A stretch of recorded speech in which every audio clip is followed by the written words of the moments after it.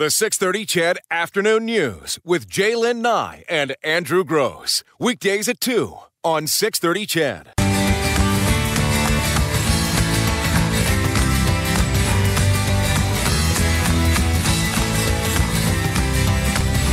All right, welcome back to the 6:30 CHED Afternoon News, Hour 2, the last Wednesday of the month, which of course means we're joined in studio by Dr. Gans Ference with another edition of How Does This Make You Feel? That is what we call it, isn't it? That's right. You've been joined by a guest today. Been on the show before, Kara Derringer. How shall I introduce you? Author? Yeah, author, coach, best-selling author. Life coach? Life coach. Oh, I've needed one of those for so long. So sorry that we got you in here. You're stuck here for hours now. It's only an hour. It's just going to feel longer than that. But you're in the presence of people who need you, need your assistance. The topic is marriage, and I explained earlier, before you guys were here, when I found out that my regular partner was not going to be here and that Kelsey Campbell would be filling in, I immediately got hold of Gans and said, can we talk about marriage? And the reason I did is because I've been married 25 years, and my partner today has been married 1 year. Going to be 1 year and 2 weeks. Ew. And I would love... Congratulations, yeah. Well, I'm the one who deserves it. 25 years. 25 is easy. I could have done a year in my sleep. Now that. I was traveling for most of that first year, too. So I don't know where you want to start. I know you've got some tips for healthy relationships, but can we start in very general terms, just talking about the difference in theory between Kelsey's marriage and my marriage? I know 25 years looking back, my marriage has evolved into something much different than it was before. I'm still happy. And mine already started so evolved. Has it, though? That's awesome. I mean, it's a moving target, isn't it? I don't mean Kelsey's marriage. I mean, in general, marriage is a moving target. Is that a fair statement? Well, I think all relationships are a learning process. So it's a process of learning about ourselves because we change. And then, in turn, the relationship also changes. So working on ourselves, learning and growing, and then also learning and growing with our partners. So it's twofold. And then when you put those two levels in there, it creates some complexity and interesting dynamics. Well, that's the whole thing. I mean, I think we all have to know what we're signing up for when we get married, or even just committed in a long-term relationship. It's not supposed to be static. It's supposed to evolve. It's an organic thing, and it's going to change. We were actually on a TV show this afternoon as well, and the host was actually saying, if you look back, say, 50, 60 years, people didn't grow as fast. They didn't evolve as fast. Particularly women didn't, go to school and do a bunch of stuff in the workplace the same way they're doing now.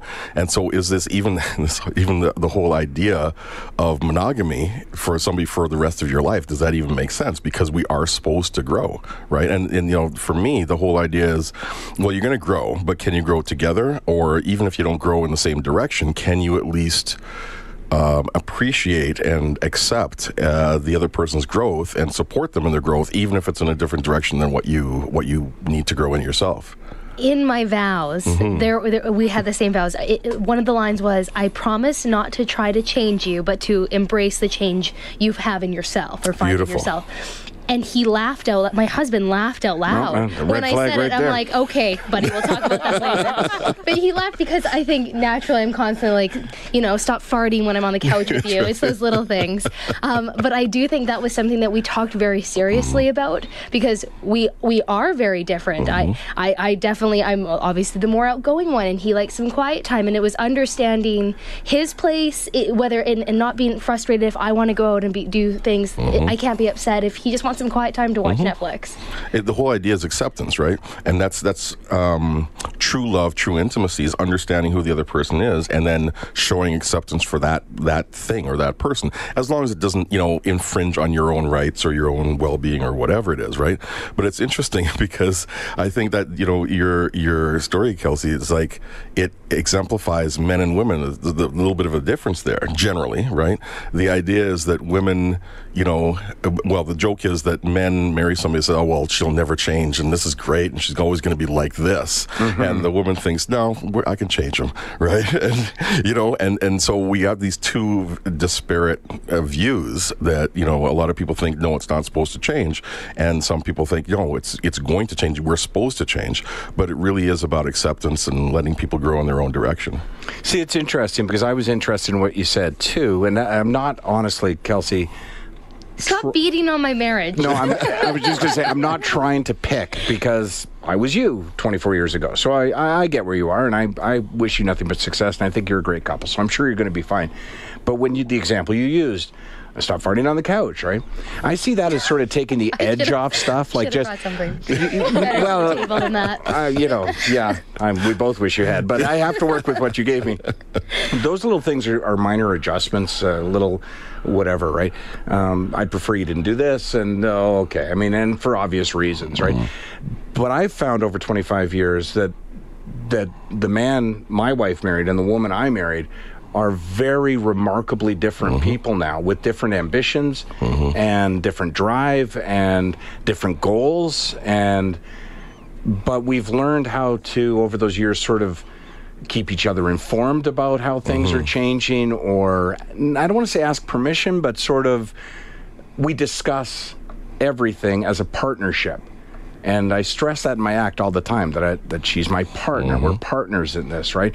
And I've learned, and I'll get you to comment, you guys, but I make fun of this in my act, but it's absolutely true, that I didn't marry my soulmate. I married someone willing to be my cellmate. I have complete trust in this woman, and I give her no reason to have anything but complete trust in me. So I feel like we can get through everything together, and I just don't sweat the small stuff anymore. Nice. Like the farting on the couch thing. Then get a new couch. Like, you know what I mean? Like, I'm not going to have a fight over that. I'm not saying that you did. Yeah, depending on the guy and the diet. Yeah, and that wasn't meant to be. And I'm not judging or anything like that. No, I'm just confused because we have two experts, and you're trying to act like. Not at all. I'm just telling you how my marriage is. And then I don't know. Maybe I'm totally wrong. Like, I don't know. So, you guys. I think there's a whole gamut of issues, and communication is key, right? So there's the little things to let go of, and one thing that I coach people on is learning how to let go of more. So the more that you can look at as little, the less there is really that's an issue, and that's just about creating happiness in yourself and being more accepting and tolerant and forgiving. And then there's the big ones. There's the issues that touch on values and boundaries, and some of those are deal breakers. And I think it's really important as a couple to talk about those deal breakers, especially early in the relationship. Get really clear on each other's deal breakers. Usually two people have different deal breakers, and then everything else in between is a negotiation and navigation. So when you say early in the relationship, you're speaking of prior to marriage. Well, preferably, right up front when you're dating, and also especially as you're looking at that commitment, for some people it's getting married, for some people it's calling each other partners or moving in. It looks really different for all couples, and I think the definitions of relationships and quote-unquote marriage arrangements are really changing over time, and we just need to honor that each couple is different and finding their own path. Well, I think that one of the biggest deal breakers that I often hear about is whether or not you want kids. And people can be incredibly happy together, and you're dating for 5 years, and you're talking marriage, and then you just say, well, I want 3 kids. And the guy or the girl says, well, I just don't see that as my future. And I've seen a couple of scenarios. A very, very good family friend, she desperately wanted children, broke up with the man of her dreams by all intent, and she has been single the rest of her life and has never had kids. And I just don't know, at some point, do you change your deal breakers in order to find different happiness? Well, I think you evolve. If the deal breaker changes organically, if you think that you love this person enough that you're not going to, like, not having kids is not going to leave this gaping hole in your soul, then I think it's okay. But that has to be a real personal decision that's well thought out and well examined, because you don't want to say that just to keep the relationship. Then 2 years in, you're miserable and you're resenting the person, or worse, resenting yourself, because you let yourself get into that. But right? Is it a negotiation, though? And again, Kelsey, great example. The deal with my wife, my current wife, was I'll never live in Edmonton, and I'm never having more children. Now, I have 2 more children. I live in Edmonton, but it became a negotiation. At the point, she agreed, and for me, that was one of your deal breakers. But her opinion on that changed. Yeah. Right? So when it changed and mine hadn't, then there became a negotiation. I'll do it, but I'm not coming off the road. I'm still going to travel 6 months. I'm not going to be here all the time. That's part of the negotiation, that, okay, then we need to move to Edmonton so that she has support. Yeah, right. Right, so that's how we ended up in Edmonton. And I've changed now, too. I'm so happy to be a father, right? But, so is it a negotiation, or is it... I mean, how are say deal breakers are not deal breakers? But it starts with that sense of partnership, right? It's like, are we going to be on the same team, right? And if we're on the same team, then let's figure out what's going to work for us. And what works for us to, 6 months before the marriage isn't probably not going to be working for us 5 years in, or after 2 kids or whatever, right? So that stuff is going to grow and it's going to change. So you can't, it's like, well, you said this on day 1 when we first went out on the date, and 20 years later, how come you don't, that's not a fair thing. We're supposed to grow and we're supposed to change. So as long as there's good faith, as long as there's a sense of partnership, wanting everybody to win, and it's got to be win-win. The example you gave was, okay, I will move to Edmonton, but this is under these circumstances, and maybe we can't have a kid because, this makes sense now, right? And we grow, and we mature, and things change over time. All right, we've got to take a quick break. When we come back, we'll explore more, perhaps come up with some tips leading into a marriage as to how to avoid some of these pitfalls.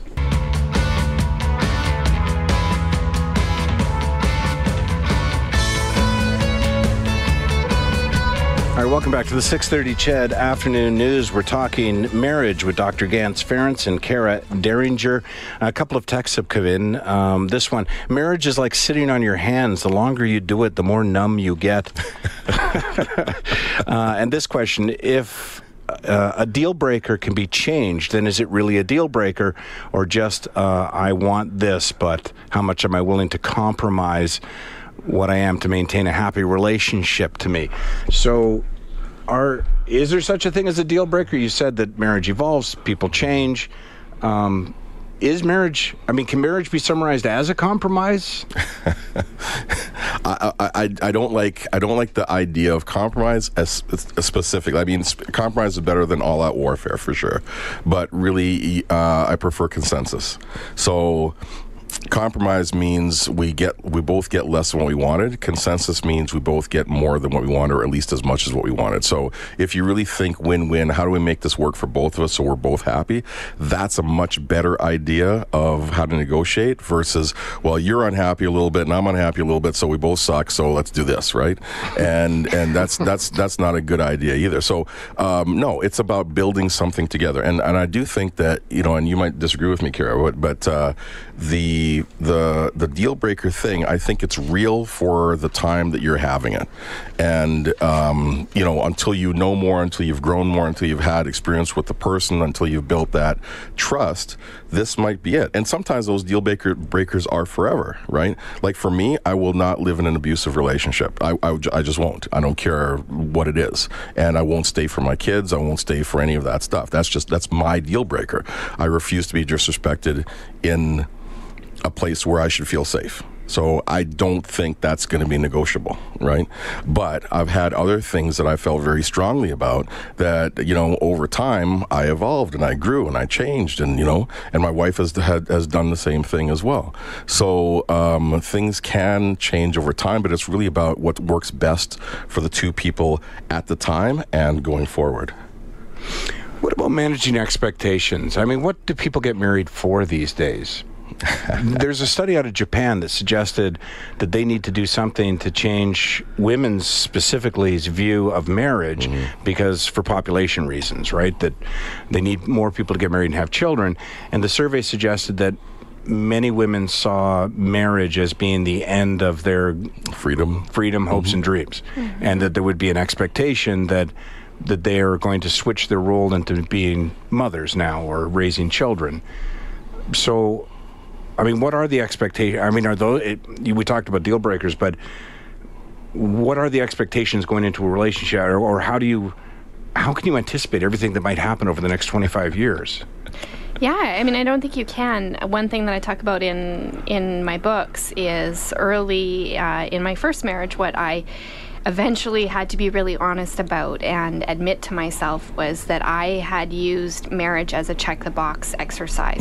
I did my undergraduate degree, I did my master's degree, I got a good job, I got married, we had kids, we got a nanny, and I didn't realize it, but eventually when I started to really get honest and look at my life, it was a check-the-box exercise.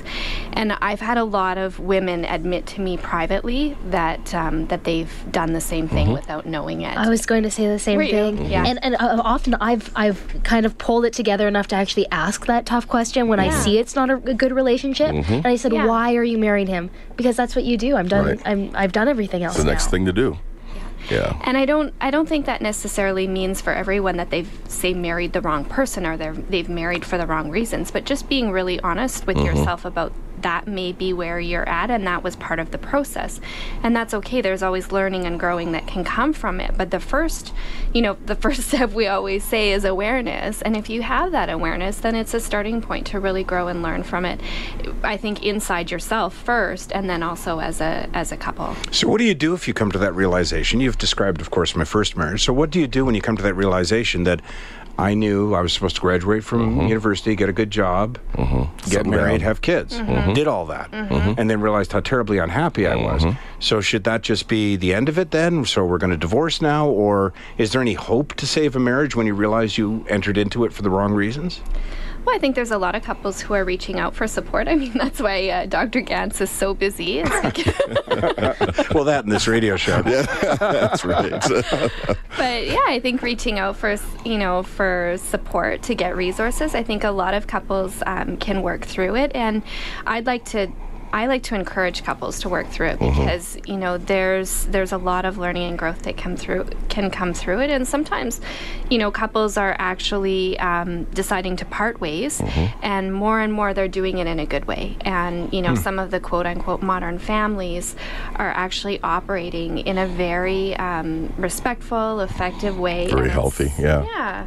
Yeah. Well, and given the premise that you put forward earlier that people will change dramatically over the course of time, that even if you got married for the wrong reasons, there's no telling that you two aren't going to change in such a manner that would work out brilliantly for you both. Or even if you got married for the right reasons, doesn't mean you're not going to change in different directions. Right. It may not either, right? And so, I really do think that, well, first of all, it's incredibly self-aware of you, Kara, to be able to, recognize that. It's oh, okay, this is what I was doing. I really encourage people to think about that in every aspect of their lives, but especially when it comes down to really important stuff like, are you going to get married, or are you going to get married to this person, and are you going to have kids? Because as hard as it is to deal with a marriage that's not for the right reason, dealing with kids that are not for the right reason is much more difficult, right? For sure. In terms of what you can do, it's never too late to, once you realize that this is why you were doing this, then you can be honest with your partner, and then, maybe the other person was doing the same thing. Okay, now what we want to do? Do we want to work on this and see if there's something here? Right. Or do we want to, before you take an action that destroys any possibility? Let's just be honest with each other. Yeah, absolutely. We yeah. need to take a break for a few commercials here, but when we return, we'll talk some more marriage in the next half hour. All right, welcome back to the 6:30 CHED Afternoon News. We've been sitting down with Dr. Gantz Ference and Kara Derringer. Is that how you pronounce it? Derringer? It is, yeah. Oh, man, I nailed it the third try. And, of course, Kelsey Campbell sitting in for Jaylyn Nye this afternoon. We're talking marriage. Yeah. Kara, I have a question just out of the gates for you. Yes. Based on your most recent book, it's called Chill, right? Yeah. I think I need to chill. And when we've talked about marriage... Right, take a second. Let me just enjoy that statement. I've been told in past, when on different shows, when we've talked about marriage, and I say the little things like that get to me and that get to people, I often hear from people who've been married 60 plus years, and they say, it's always the same kind of thing, like, you can't sweat the small stuff, and it always boils down to that cliche. And I think it's going to take me longer than just having that epiphany of stop getting angry every time I clean the kitchen counter and I come in and his dirty boots are on the counter. Things like that. It's like, why do you put the boots on the counter? On the counter? I know. What is he doing with his life? But I should just be like, that's fine. I'll just clean it again. But is that... No, you shouldn't. Okay, because I lose my mind. Let's be honest. It's a daily fight. What is that kind of the thought process behind Chill, is that everyone needs to relax and not sweat the small stuff? Yes and no. So I agree, not sweating the small stuff. And what I really work with people on is connecting to their passions and their missions. So it's about creating bigger goals, because when we create bigger goals and we're up to big things in our life, then those little things just fall away. So we can know not to sweat the small stuff, but if there isn't something bigger to sort of replace those small things, then it's a harder process. But it's a really easy process if all of a sudden, we're up to big things, we're volunteering in the community, or all of a sudden we have, a passion for a nonprofit organization, or we're headed in a new direction in our career, then, certainly those are still conversations to be had around the boots or on the counter. But the weird thing is he works in an office. So I don't... He has to go and get the boots. Yeah, exactly. Does that answer your question? Yeah, I kind of wanted to know the premise and what, I guess, what the message is. Like, I think it's probably my approach in dealing with some of these quote unquote like smaller things, instead of just blowing up and it being a fight every time. And there's a million examples in everyone's days with any spouse, right? Of that one thing that always sets you off, whether you're obsessed with putting everything in the dishwasher right away and your spouse puts it in the sink, right? 25 years into that conversation. Well, look at I'll tell you what the research says, right, around some of this stuff. They say it takes about 7 years of marriage. So that doesn't include dating and your engagement time. 7 years of marriage or living together to work through a lot of the family of origin issues, okay? And what that means is my family did it this way, well, my family did it this way. And so both people are coming from their own different realities and trying to figure out what the new reality is. It takes about 7 years to figure out our way now. Right? Isn't that so true? Yeah. Right down to how you distribute Christmas presents on Christmas morning. You do them. Oh, that's huge. It is. And what you Christmas wrap Eve. it with. Right. You know what I mean? Or when do the whatever. kids get to look in the stockings? And doesn't Dad sit there and say who this is from? And it's all that stuff, because what we grew up with is the right way for a lot of us, right? And we don't know that that's just a way. How a dish is prepared, how everything, how it's served, how all that stuff, right? And so, like, being able to address some of these things that you feel strongly about, I think it's important to be able to address them. But I like what you said, Kara, because when you have bigger stuff, you tend not to worry about those little things the same way. Now, I'm not saying boots on the counter is a little thing, right? But what I was saying is... I have to start using some better examples. Yeah, farts on the couch and puts his boots on the counter. That guy sounds like a pig. Love you, honey. Yeah. but you know what I'm saying? Like, I mean, so for me, like, my wife and I, we've been together 27 years, been married 25 years coming up this summer. And... there's stuff that used to just drive me nuts at the beginning, and I know stuff for her that used to drive me nuts too. But when I take the time to sit down and figure out what it is that we have together, right? What it is that she's been through, where she's coming from and where I'm coming from, I have way more compassion, okay? And I realize, that bugs me, but not enough to make her uncomfortable about this. I might address it, but I'm not going to make her uncomfortable, because you know what? I love her more than I love For me, I like people to put the caps on the salad dressing and all that stuff all the way, right? So, and sometimes she leaves it half off, and I go to shake it, and it's all over my shirt. And they've all got to be tilted the same way in the door. Well, that's a whole nother conversation. So, but so open and close the fridge 12 times. All my shoes point north. but so I realize, okay, that's annoying, but I still love her. I like to come home. When I come home, I like to not have to trip over shoes when I come through the mudroom, right? But I also understand that the higher priority is that my kids feel happy and they feel loved in the house. I don't have to have a show home to come home to. If my kids are happy and they feel comfortable in their own space, I'll move the shoes, because it's bugging me. It doesn't bug anybody else. So is that a matter of Kelsey explaining to Travis why it irritates? Well, okay, so that's a good question. So what it is I think it's important. So my rule of thumb is this, and this is what I teach people. If you can truly let something go, whatever it is, and it doesn't matter how insane it sounds, okay? How petty it sounds to you or to anybody else, it doesn't matter. If it's something that bugs you, if you can let it go, truly let it go, then let it go. Because it's a good practice to engage in, and you can build up the muscle for that, okay? Mm-hmm. But there are certain things you can't let go. So if it bugs you, or you're dreaming about it, or it keeps coming up, or you feel really hot about it, it's important. It deserves a conversation. But the conversation is not like you're such a slob and screaming, right? It's, you know what, honey, I know this is how you do things. This is how it feels for me. So we're going to take the counter example.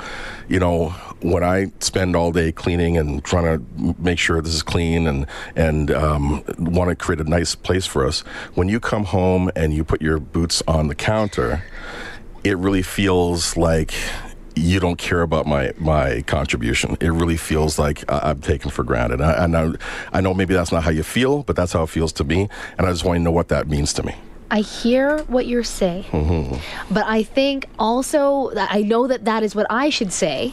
I think the timing of the conversation also matters, because it is amazing what a tiny little thing can set me off, and it's the end of a long day. I've had other stresses, and suddenly I will see red, and I start thinking, can I go on living with this person? Right. And it's like same thing, like the bottle lid on the dressing bottle. It's something so small, and there's that moment where it's like, maybe we'll never be able to live in harmony. And then later on, you settle down, you have some tea, and you're like, okay. Or get some food or whatever. We're very happy together. Life is good. We're going to be okay. That's really funny. The bigger picture. Yeah. Because bringing that whole conversation in a full circle, and listen, I acknowledge what you're saying to be true. Your emotions are yours, and you own them, and you're right to feel however you feel.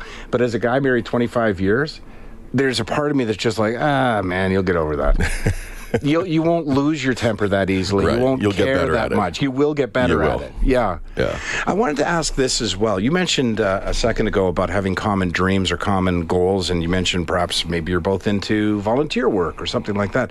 Does it have to be something as noble as that? Should there be common interests among a man and a woman, a married couple that don't, for example, include their kids or don't involve their friends or their co-workers? Could it be something as stupid as a television show that you watch together every week that's just yours? Yeah, well, I think we're, throughout the conversation, we've been talking about the two layers of yourself, like, letting things go, and then also communicating. So there's yourself, and then there's the second layer of the other person. And I think that's the case with goals and dreams and interests too. There's yourself, and you want to be connected to your own passions and mission. And for one person, it might be as noble as, nonprofit organizations and volunteering and social causes. And for another person, it might be golfing. I have a girlfriend who talks about, how her husband's passion is golfing. And she's just fine with that. That she knows that. But she doesn't have to learn how to golf and go golfing? No, that's his thing. But I think I'm interested to hear what you say, Dr. Gans. I think you need both. I think you need to have your own things, be really connected to yourself, and make sure that you're filling your own cup, that you're happy, and that you're also finding that happiness together. With my partner, it's our happy hours. Nice. There you go. Yeah, no, it doesn't have to be something that's super noble or anything like that. It's just it's a shared interest, right? You have to. I think in order to have a good relationship, you have to have love, you have to have sexual attraction, but you also have to have good communication. You got to have shared values. You got to be on the same page when it comes to parenting. You got to be on the same page when it comes to philosophy around money. There's got to be trust. There's got to be honesty, good communication. So there are lots of ingredients to a good relationship. But so the shared interests can be golf, can be a TV show, can be we both like this particular comic strip or whatever, right? And that's your thing. But I think there are three layers. There's the individual layer that you have to have yourself in order to feel fulfilled and filled. Then there needs to be stuff for the couple for sure you need to invest in that way. But then I think if you have kids, there needs to be that family investment as well to build that sense of family structure. So once you have all three layers and those have to be balanced, then life runs better. That you got the family time. You're investing in the couple, because a lot of couples, the kids go away and they don't know each other because they have never spent any time together. And then you have things going the other way where we do only couple things, and so then I don't know who I am by myself, or if somebody passes away or if the relationship goes. You'd asked before, Kelsey, about like guys trips and stuff like that, right? And this is a good example of that. I think it is important to have people be free to have their own interests, whether it's a guys trip or whatever it might be. Okay, before you get into it, this is the thing I recognize. We've had a lot of conversations in the last couple months about middle-aged men, especially. Loneliness is what is killing them, and I know that men typically struggle later on to have those really intense relationships with other men, whereas women are better at communicating their feelings and staying in touch, whereas men don't think to pick up the phone and necessarily ask their buddy who they haven't heard from in a while if they're okay. So while I recognize that, and I've always said to my girlfriends too, who are like, he always wants to go out on his own, and they try to keep him in, and they don't want him to go on a bachelor party because what if there's a stripper? And it's like, let him do those things. What if? Let him do those things because it will make him trust you more. Yeah. It'll make him appreciate those relationships. But then, like right now, my husband actually just yesterday asked, how do you feel about me going on a boys' trip to Vegas in the next couple of months? And there's something about Vegas that I'm like, can we talk about this maybe another time? I don't know if I'm fully prepared to give you a fair response, because I want to say yes, and we've agreed that every other year I'll have a girls' trip, he'll have a boys' trip. But I want his to be like a fishing trip in Alberta. Out in the bush with no other people. Mine will be like Europe, I bet he doesn't leave his boots on the counter in the hotel room in Vegas. We need to take a break. When we come back, we'll finish up with this. We'll also talk real quickly about sex. This ought to be interesting. All right, so last few minutes with our guests, Dr. Gans Ference and Kara Derringer, just like the gun. Now, Kelsey, you brought up just before that break about a trip that your husband wants to take to Las Vegas. You weren't ready to commit. Yeah, and I think boys' trips in general, the value in your relationship. And like I said, there's something specifically, if he said, I want to go to Whitefish, Montana for whatever, I'd be like, absolutely. There's something about Vegas that I'm like, I don't know how I feel about that. So a couple things. You did a fantastic thing by saying, well, you know what, I'm not sure how I feel. Give me some time. Let me think about this, right? Because as you brought up before, timing is very important for a lot of these discussions, for whatever it is, whether it's, leaving the toothpaste cap off or going to Vegas or whatever, right? You do have to be in the right physical and emotional state to be able to hear somebody else's reasoning, and also to be able to articulate yours clearly, right? And it's just a discussion. It's not an edict, or it's not a permission or denial, right? But okay, so with Vegas, for example, it sounds like there's something that you're not comfortable with, which is okay, and you can say that, and that's the negotiation. I think it's like, I don't know why, but I feel uncomfortable with this, and I can't. Maybe I can't articulate it, or maybe it is because then it's Sin City and there's legalized prostitution there. And well, isn't it just that simple? She doesn't completely trust her husband. Well, I don't know. There could be a lot of different things. It's not that it could be a lot of different things, right? Yeah, There's and maybe it's some part of that, but it could also be like there's other things, and it really doesn't matter what it is. Like I said before, it doesn't matter how insane it might sound or how petty it might sound. The fact is, you don't feel comfortable with it, right? And if you're in a loving relationship where you guys feel connected, it's important to have that discussion. I don't know why. This bugs me. I feel unsafe when you do this or think about this or whatever. I don't think it's a good idea, okay? Now, that might be how you feel today. You have some more time to think about it, more history under your belt with the relationship. It might be very different in a year or 6 months or 2 years or 10 years or whatever. Then right? it's just an absolutely no. That's right. Why you even bring this up? But why would you want to be away from me? I'm amazing. Shouldn't Kelsey have to say, or at least think through herself, why don't I want him going? Think through it as much as you can, absolutely. But here's an example. Okay, so a lot of people, if you've read or heard of the 7 Habits of Highly Effective People, right? The author was Stephen Covey, so fairly big guy in management and these kinds of circles, right? So he has a story. He said throughout his whole life with his wife, she would only buy Westinghouse appliances. Always. It doesn't matter how far away they were from a Westinghouse dealer. They always had to truck the appliances in. It's a big pain in the butt, and to get service was hard and all this other stuff. He used to fight with her all the time, and after a while he just kind of gave up, says, you know what, I'd rather be married and happy than have different appliances. So he just gave in, right? So fast forward, they've been married about 25, 30, I think 30, 35 years, right? They're in Hawaii. He says they took some time off. They go for a little picnic in the pineapple fields. They sit down, they have their meal, and it was just wonderful. And then she starts telling him a story, okay? And this story is out of nothing. She's just sharing some stuff out of her past. And she says, I remember when I was a little girl, and we lived in this little town, and my dad, he ran this general store in a little town, and he'd come home and he'd have such headaches, and he'd come down and lie on the couch, and I'd come and I'd rub his forehead, I'd bring him a cool cloth and put it on there, and I'd talk to him. He'd talk to me and he said, oh man, life is so hard right now, and this is one of the recessions we're having, and if it wasn't for Westinghouse giving me credit, I would never be able to keep the store open. And right then, he understood all the things they've gone through in the last 35 years in their relationship, right? And the thing is, she didn't even understand the connection between the appliances and that story. Wow. But her loyalty and her connection with her dad and doing Westinghouse appliances helped her feel connected to her father, who had passed away. We don't always know. We can't always articulate what's really going on with us. But when you're in a trusting relationship, you trust that the other person has some reason for it, whatever that is.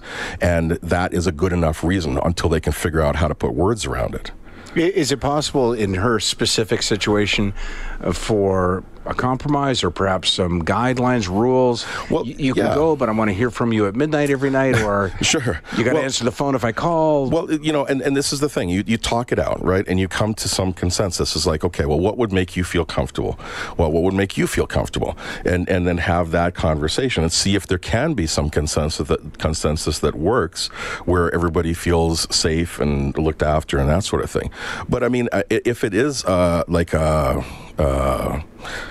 kind of staying faithful kind of thing, which it is for a lot of people, then that's an important conversation to have. People are texting in saying, is it him you're worried about or the friends? So I think people recognize there's many different things that you have to consider. Oh, yeah, and you have to discuss that. It's like, well, look, I don't like these friends because when you're with these friends, it's kind of the path you tend to go down. Or this guy is kind of a dog, and you kind of know how he is, right?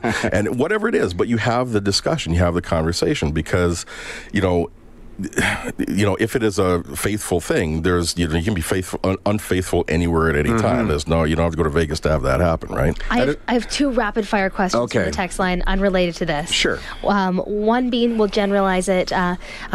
This gentleman says that he's staying with his wife just for the kids.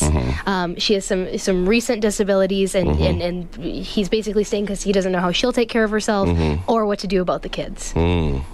People often stay for the kids, not the marriage. What do you suggest? Right. Yeah, that's a hard one. And, everybody's situation is individual, but a lot of times we do things for the kids, but it's not always good in the long term for the kids, because it's hard on the kids to see someone or 2 people who are really, really unhappy and to feel that tension in the relationship. So although, yes, they have a house with 2 parents living in it, the emotional tone of the house also counts. And if people are getting along, that also counts. Okay. You said you had 2. Do I have one more? Sure. Frank texted in saying that he's been married a long time with his wife, and their sex drives have changed. She could go probably with never having sex again. He wants it all the time. How do you remedy that? Well, you have to have that open discussion. You have to talk to each other about sex. And I think, and we were talking off air about how little we talk about sex in our culture, and it really is important to have those open discussions in general, but especially as a couple. You have to talk about what each other needs, what each other wants, what are the options we have. Are there medical things that are that can be done to help with the sex drive, or is that something that the other person is just no longer interested in? And then you have to look at what does that mean for the relationship? Is that something I'm willing to live without in the relationship? You have to know that for yourself. If it is, then carry on. If it's not, then see if there are alternatives that you can both agree to that might work. Right? And whether that's an open relationship, whether that's, who knows what might work for the two people that are involved in that relationship. But it is important to have that open, honest conversation about what you need and what the other person needs, and what are you guys willing to do. And that conversation, not a one-time conversation, that's an ongoing thing, because you're not going to handle that in one sit-down. And don't agree to anything till he stops putting boots on the counter. That's all of our time. Dr. Gans Ference, as always, a pleasure. Where can people reach you? They can come to my website, drgans.com. That's doctor spelt out, and Gans is G-A-N-Z. And Kara, how can people find out more about you and your books?